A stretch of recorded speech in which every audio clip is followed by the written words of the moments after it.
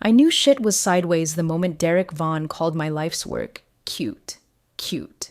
Like I'd spent 10 years patching together a Pinterest board instead of building the backbone of a federally regulated data synthesis engine that could literally determine who lived or died in oncology trials. And that smug bastard said it while standing over Silas's old chair, still warm, after they'd fired him on camera, no warning, no severance, just that plastic CEO smile from Avery and a "this call is being recorded" warning like we were the problem. The moment her voice hit that performative HR pitch, Silas didn't argue. He didn't even blink.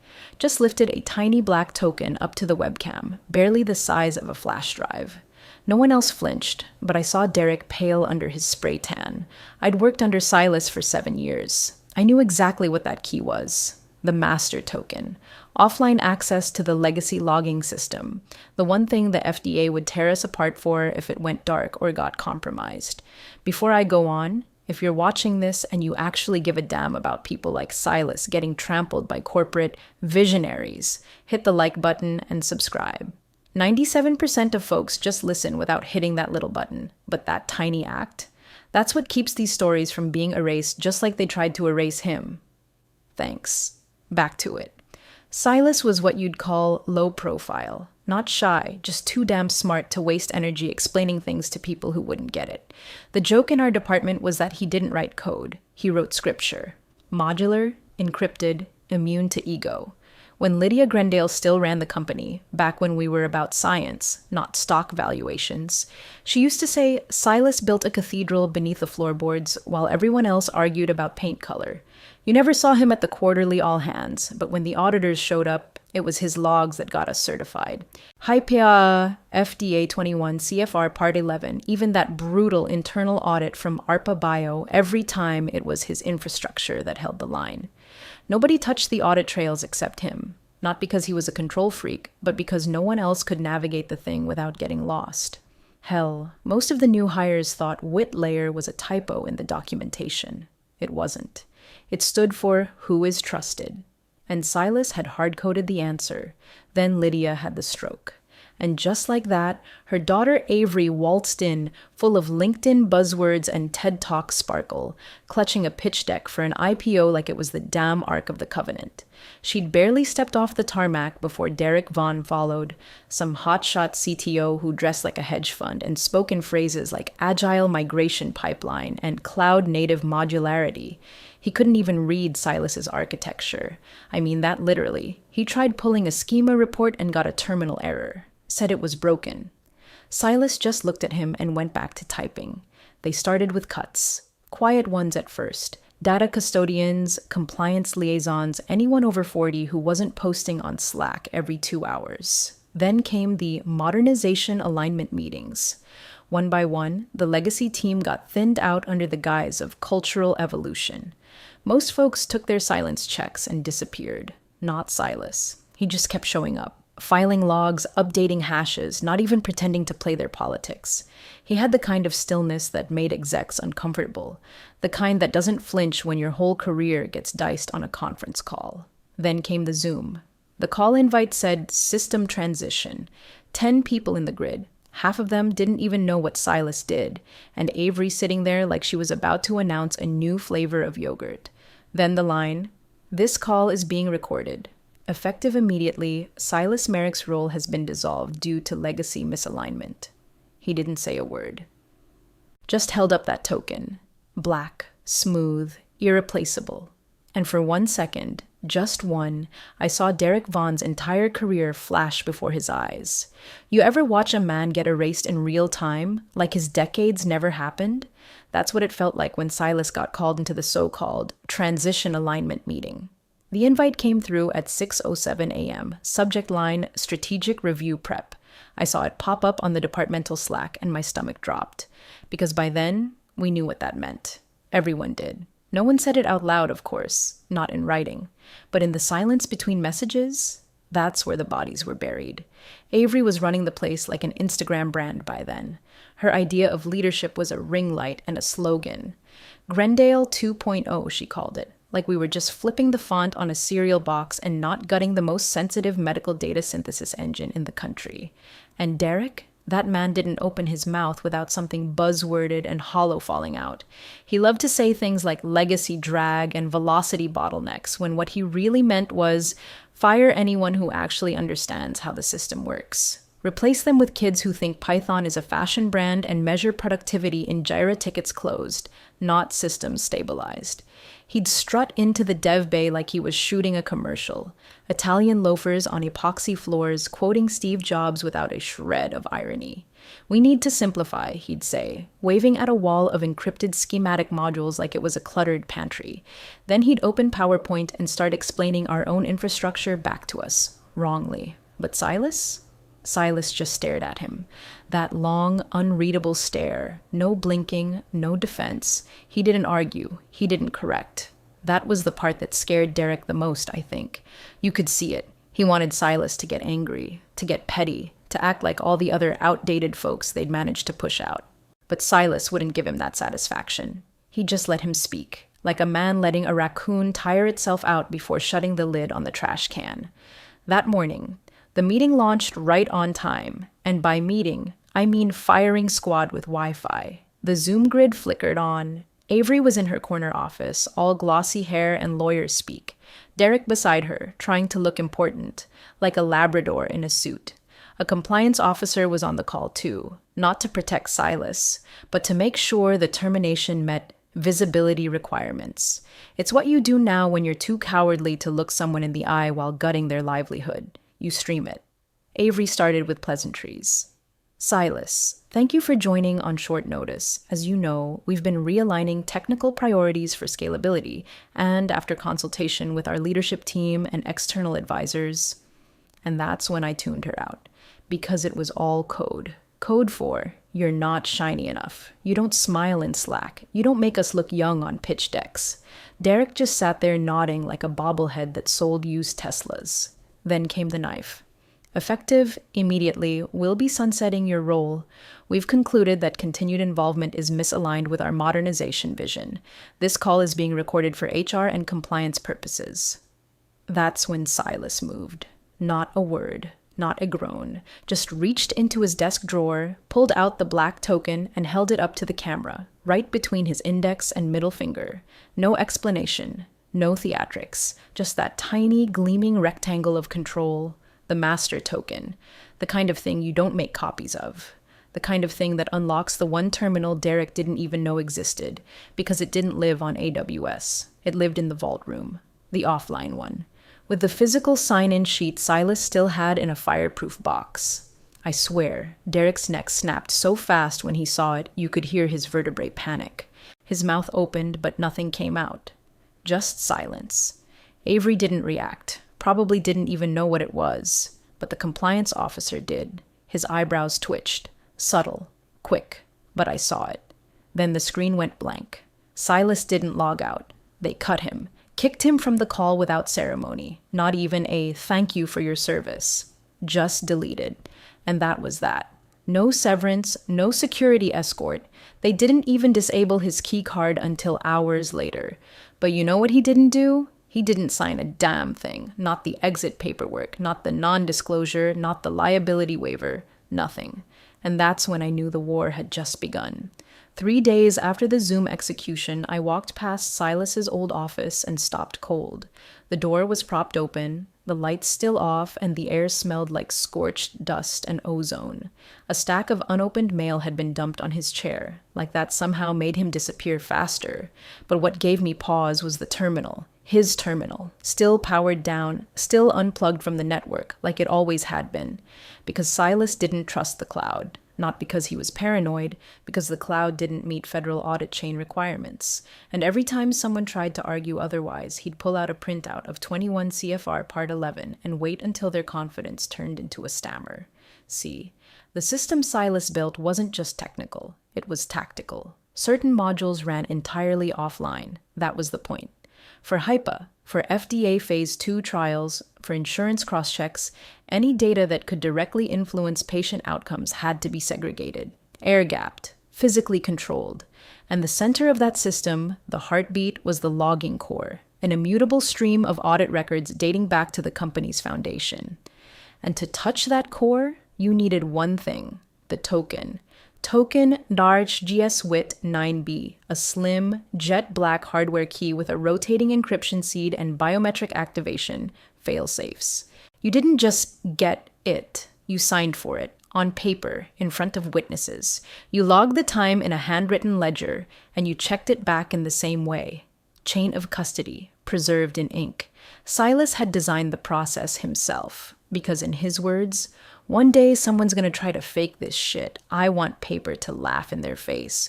Only one token existed, and it was still in Silas's possession. No handoff, no cancellation protocol, no transition logs. The day after the firing, Avery posted some fluff piece on LinkedIn about streamlined innovation and turning legacy into leadership. Derek liked it with a comment. "Onward and upward. I wanted to throw my laptop out a window." Then the legal letter arrived. Well, their legal letter. Silas got hit with a standard issue cease and desist. It was so boilerplate it still had placeholder tags. Said he was not to interact with Grendale systems, not to reference his work, and under no circumstances to interfere with ongoing operational transitions. Like they were the ones who'd been wronged. Like he hadn't been holding the company's compliance spine together with surgical precision for a decade. Silas didn't respond with a threat. He didn't rant. He didn't even raise an eyebrow. He just sent back one line, no greeting, no sign-off. "Please confirm transfer of token IGS-WIT 9B. That was it. No reply. Not from legal, not from HR, not from Derek, and certainly not from Avery, because they had no idea what he was talking about. Or worse, they did, and they thought ignoring it would make it go away. But that token wasn't just a key. It was a lit match sitting over a field of dry compliance brush. I knew what came next. Silas had always played the long game, built redundancies, left breadcrumbs. You don't work under federal oversight for 10 years without preparing for worst-case scenarios. Most of the execs didn't even understand what authoritative audit immutability meant. Derek once tried to move patient data through an unapproved staging server and almost triggered a permanent flag in the FDA's oversight portal. Silas had caught it just in time and rerouted the traffic silently, never even told anyone. Just added it to the logs, redacted the breach risk, and kept us above water. And that was the engine the token controlled.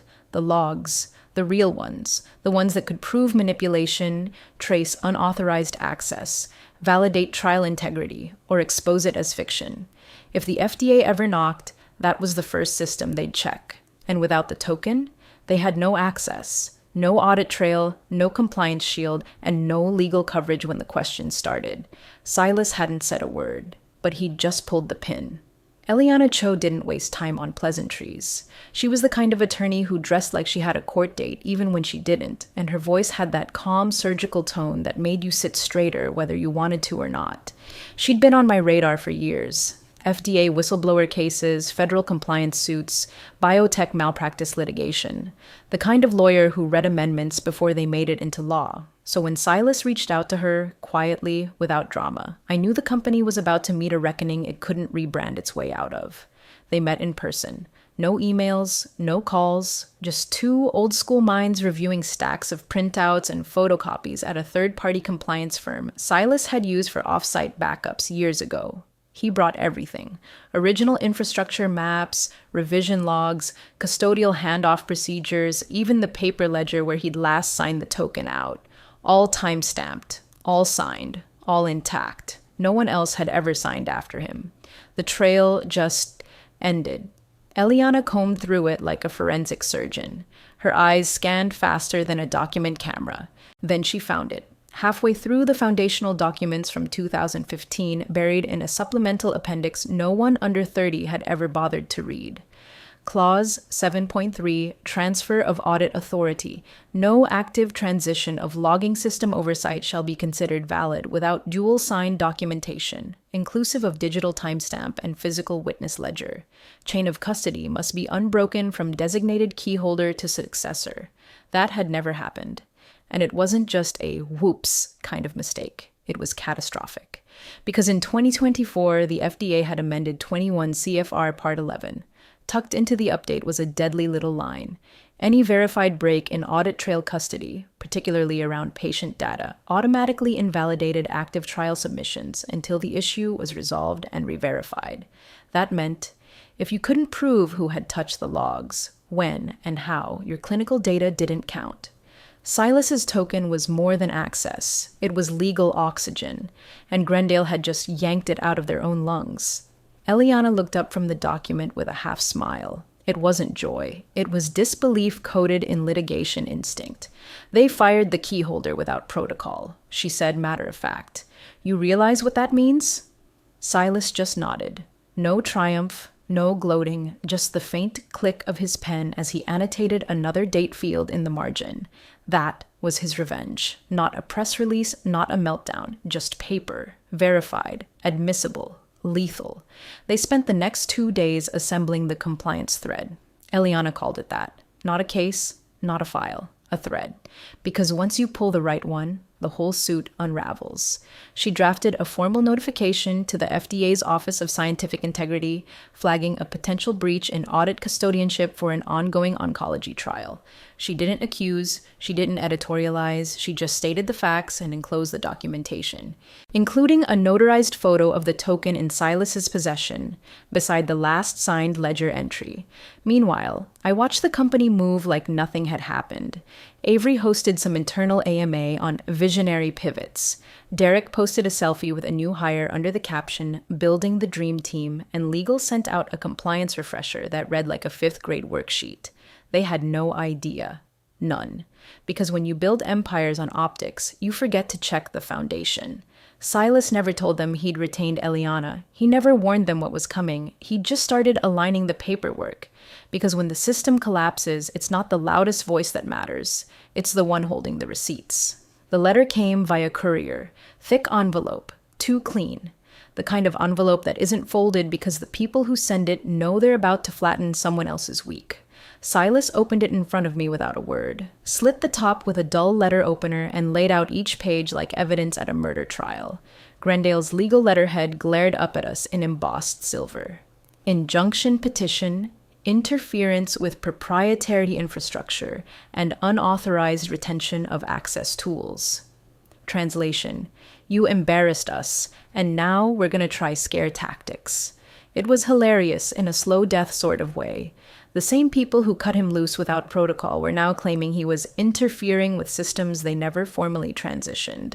Silas read it once, then again, then tucked it back into the envelope like he was folding up an old grocery list. They think possession is 9/10, he murmured. He didn't sound angry. He sounded like a man reading a horoscope about someone else's impending doom. Meanwhile, Derek Vaughn was on a podcast the same week, sounding like a used car salesman with a ring light addiction. We're ushering in a new era, he said, voice oozing with that fake humility people mistake for charisma. We've moved beyond brittle legacy systems and created a modular, future-ready platform. Future-ready, my ass. The man couldn't identify a kernel panic if it ate his face off. The host asked him about the transition away from legacy architecture. Derek chuckled. Let's just say some systems are better left in the past. God, I wish I could have seen his face when the subpoenas landed, because while he was fluffing his LinkedIn profile, Eliana was doing what she did best, killing with paper. She filed a formal notice with the FDA's Office of Compliance and Biologic Quality, complete with exhibits. Exhibit A, a time-stamped record showing that the master token had not been officially transferred. Exhibit B, the clause 7.3 transfer protocol, unsigned. Exhibit C, a chain of custody gap exceeding 72 hours. Under federal compliance rules, that alone triggered review. 2 days later, the subpoenas dropped. One addressed to Silas, requesting a statement of custodial retention and access log details. The other, sent straight to Grendale's general counsel, requesting complete chain of custody documentation, access logs, and all correspondence related to audit infrastructure continuity. I heard from a friend in corporate who said the panic started at 8:03 a.m. Avery called an emergency all hands. Derek looked like he'd seen God. The lawyers tried to brush it off as a clerical misunderstanding. But then the FDA made it worse. They issued a formal request for chain of custody logs spanning from the date of Silas's termination to the present. Now here's the problem. There were no logs, because the system required a biometric confirmation from the master token, which was still in Silas's biometric vault. Offline. Unused. Untouched. That's when the cracks started. At the next investor call, Avery tried to spin it. We're in active discussions with regulatory agencies regarding archival continuity during our transition phase, she said, voice firm, smile stretched a little too wide. But a reporter from the Financial Biotech Digest unmuted and asked, "Can you confirm whether the original audit system is currently accessible to your internal compliance team?" Her smile twitched. "We are reviewing transitional documentation." Translation: no. A week ago, she was announcing a pre-IPO roadmap. Now she couldn't confirm they had access to the logs that validated every single patient simulation they'd ever run. Derek didn't speak during that call. He sat there, hands folded, jaw locked, waiting for a miracle that wasn't coming. Silas didn't gloat. He didn't even look satisfied. He just printed the subpoena, highlighted the request line, and clipped it to the original chain of custody ledger. "Let the documents speak," he said quietly. And they did. Louder than any press release, sharper than any counterclaim, because in biotech, the one thing more dangerous than a whistleblower is a record keeper with time. The courtroom was cold, not the air, just the energy, sterile, like a server room before the hum kicks in. Derek sat there all pressed and powdered, his lawyer tugging at his sleeve like it would stop what was coming. I sat 2 rows behind Silas, watching the back of his head, steady as always. No twitch, no adjustment, not even when Derek took the stand and started rewriting history with a straight face. "Mr. Merrick was a valued contributor," Derek began, hands folded like he was doing a TED Talk for sociopaths. But the core architecture of Grendale's platform was a team effort, and much of the original tooling has since been deprecated. Our current stack is entirely modernized. Legacy systems are no longer in use. You could feel the court reporter slow down her typing just to make sure she caught it all. Then Eliana stood. No preamble, no objection. Just motioned to the clerk. "Exhibit 12, she said. Access control schema notarized 2 years prior to Mr. Merrick's termination. It appeared on the monitor, a cascading network diagram color-coded and signed. At the center, Silas Merrick. Name repeated on every root permission node, system architect, data custodian, code author. The legend showed full write and revoke permissions. Below that, 3 failed login attempts from Derek's account, timestamped 4 days after the Zoom call, each one denied by the system with an error. Keyholder permission required. Hardware token absent. Eliana didn't even glance at the jury, just turned to Derek. "You stated under oath that Mr. Merrick was not the architect of this infrastructure. Can you explain why your access attempts were blocked on a system you claim is no longer in use?" Derek shifted in his seat. His lawyer whispered something. He ignored it. "Objection. Irrelevant," the Grendale attorney barked. "Overruled," the judge said. "Answer the question." Derek cleared his throat. "We were in the process of decommissioning legacy modules. Some connections may have remained." "Connections," Eliana repeated. "Would those include the audit logging core? The FDA-mandated immutable trail system your firm is required to maintain for data integrity?" He didn't answer. Then she nodded to the screen. Exhibit 13. Slack logs. Internal messages from Derek's own dev team. A junior engineer named Caleb, time-stamped 2 weeks post-firing, asking in lowercase desperation, "Can we fake a transfer cert for the token or just say it's virtual now?" Below it, Derek's reply, "Don't put that in writing." The courtroom went silent. Dead, heavy silence. Even the judge stopped flipping her notes. Derek went pale. His lawyer finally stood.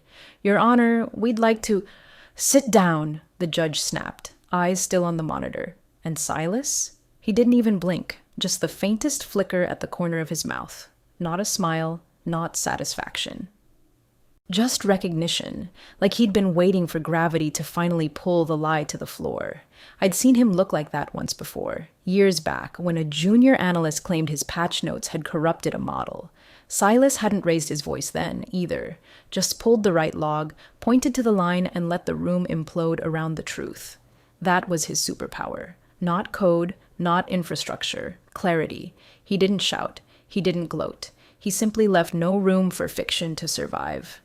Back in the courtroom, Eliana let the moment hang. Then, no further questions. And just like that, the flashpoint passed. Not with fire, not with thunder, just silence, and the unmistakable smell of a reputation burning from the inside out. The notification hit at 9:12 a.m. Eastern. Red header, plain language, no room for interpretation. Preliminary, freeze notice, clinical trial. Eligibility, pending chain of custody audit on core infrastructure. All Grendale Synthworks Phase 2 data will be placed under formal review. The moment that letter landed in the public docket, every executive at Grendale felt the oxygen leave the building. The board called an emergency session before anyone even finished their morning coffee. Avery tried to paint it as expected regulatory turbulence. Her voice cracked halfway through the word expected. Derek didn't say a damn thing. For once, even his buzzwords failed him. Behind the scenes, IPO advisors froze everything. No movement, no term sheets, no investor calls. One firm actually revoked its MOU before noon. Turns out, no one wants to gamble on a company under active federal audit, especially not one that can't prove it owns its own data integrity.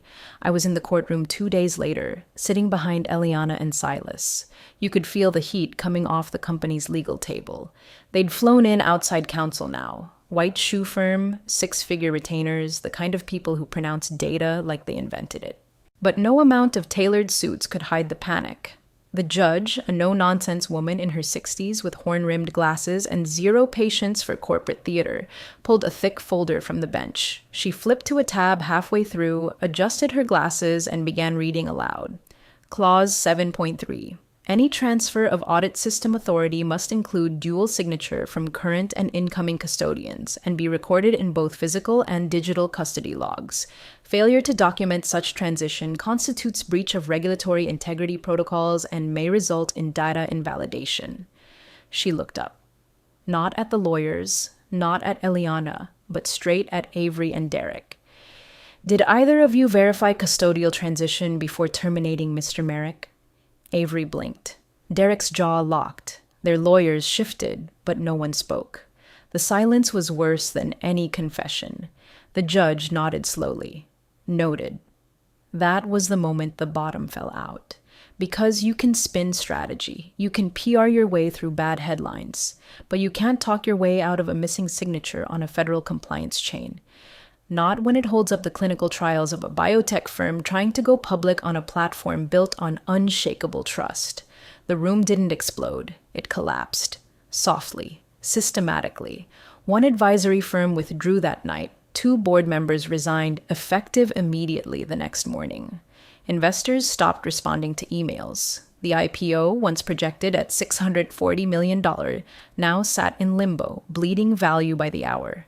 Silas didn't flinch. He didn't smile. He didn't even shift in his seat. He just watched. Because this wasn't revenge. This was architecture, the kind that reveals its strength not in the building, but in how fast it crumbles when someone pulls the wrong support.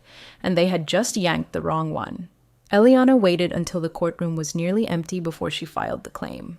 No theatrics, no closing arguments, just a 2-page motion stamped and slid across the bench. Whistleblower retaliation, violation of federal custodial protocol, unlawful termination without audit reassignment. That motion hit harder than any courtroom drama ever could. Not because it was loud, but because it was quiet, controlled, surgical, like everything Silas ever touched. The judge didn't even blink. She reviewed the file, skimmed the attached ledger entries, then looked over her glasses and delivered the ruling like it was an invoice. The termination of Mr. Merrick, absent custodial transfer in compliance with Clause 7.3, is hereby invalid. Grendale Synthworks is now subject to regulatory review for breach of data integrity handling and potential whistleblower suppression. You could have heard a hard drive crash from across the room. Grendale's counsel, the one with the $3,000 pen and no real leverage, scribbled something down and passed it across the table to Avery. She read it, went pale, Didn't even try to argue. 2 words. Settle. Immediately. Because they knew. It was over. The moment the ruling hit the docket, it became precedent. And the FDA doesn't play games when precedent threatens patient data trust, especially not in a biotech firm leaning into predictive modeling for oncology trials. By Tuesday, the IPO was officially paused. By Friday, it was gone. Every institutional investor ghosted them. Every public filing got withdrawn. The stock projection collapsed before it even had a ticker. The narrative had changed. From innovative biotech breakthrough to rogue infrastructure and retaliatory firing under federal scrutiny. The FDA followed through. Full freeze on trial systems, every algorithm, every dataset, every simulation, locked. No approvals, no movement. Grendale was no longer a leader in medical AI. They were a cautionary tale. Derek resigned via a 3-line email. No farewell post. No onward to new adventures. Just gone. 1 minute he was there, and the next his Slack status was blank and his credentials were revoked. Avery didn't resign. She was reassigned. The board issued a statement, temporarily transitioning leadership roles to support cross-sector innovation. Translation. They gave her a padded room with a title on the door so they wouldn't get sued. Called it an innovation fellowship. She'll probably spend 6 months writing vision decks for things that will never launch. Meanwhile, Silas, he never posted a thing. No press conference, no snide tweet, no interviews or whistleblower exposés. Just a signature on a multi-year contract with a rival firm that did understand the value of secure, auditable systems. The kind that don't try to erase their architects. The kind that want the logs to speak louder than the PowerPoints. He walked into their offices on a rainy Thursday. No fanfare, no entourage, carrying nothing but a worn-out folder of his old specs and a flash drive with just enough code to start over. When the CEO asked what he needed to get started, Silas looked around, nodded once, and said, "Clean room, clear paper trail. No one touches the logging layer but me." They agreed. And that was that. No vengeance speech, no mic drop, just quiet, calculated correction. That was the real victory. Not destroying Grendale, not even proving them wrong. It was knowing he'd built something they tried to bury. And in the end, it was the one thing that outlived them all. Cold, precise, permanent. It took exactly 92 days. That's how long it took for the smoke to clear, for the regulators to finish dissecting the wreckage, and for the truth to reassert itself in the place where it always mattered most. The record. Grendale's revised patent filings dropped quietly on a Tuesday. No press release, no rollout. Just an update in the federal IP registry, buried under 100 other filings. But there it was. On page 7, line 22. System architect, Merrick Silas D. No footnote, no asterisk, no legalese hedging, just his name, where it had always belonged. An independent audit, commissioned not by Grendale, but by the Federal Oversight Board now breathing down their neck, confirmed what anyone with half a brain already suspected. Despite Derek's bluster, despite Avery's rebranding, despite every migration roadmap and modernization deck they'd paraded in front of investors, the core system, it hadn't changed. Not really. The foundational blocks, the ones that govern simulation integrity, patient data privacy, and intersystem verification, were still Silas's. Slightly patched, renamed in places, but structurally untouched. Because when it came down to it, the shiny new exec team never replaced the legacy engine. They just wrapped it.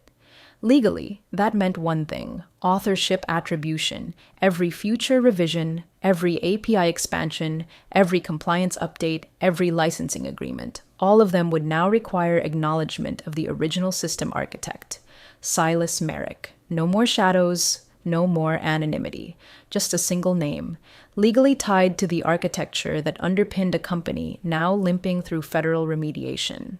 At the same time, Silas's new firm signed a $72 million government contract to develop a parallel system for the clinical trial data security. This one open source, built from the ground up to be auditable and portable across institutions. It wasn't about revenge. It was about design that couldn't be held hostage by egos. He was listed as principal investigator. I remember asking him once during that quiet stretch between rulings and rebuilds if he felt vindicated. He didn't answer right away. Just tapped the corner of an old ledger on his desk, the one with the token sign out from 4 years ago, and said, "This was never about who wins. It's about who still shows up on the blueprint after the building collapses." And then, one afternoon, without a word, he unlocked the biometric vault in the corner of his office, same one he'd used for a decade. The token was still inside, nestled in velvet like a relic. He didn't hook it up, didn't power it on.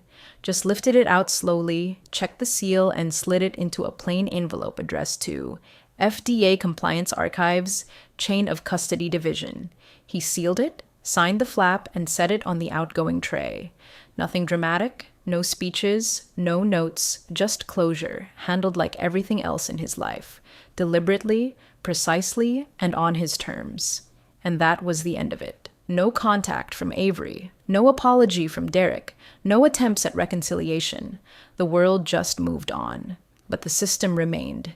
His name etched into the core, forever embedded where even bad actors couldn't overwrite it. Turns out, the legacy system didn't fail. The memory of who built it just outlived those who tried to erase it.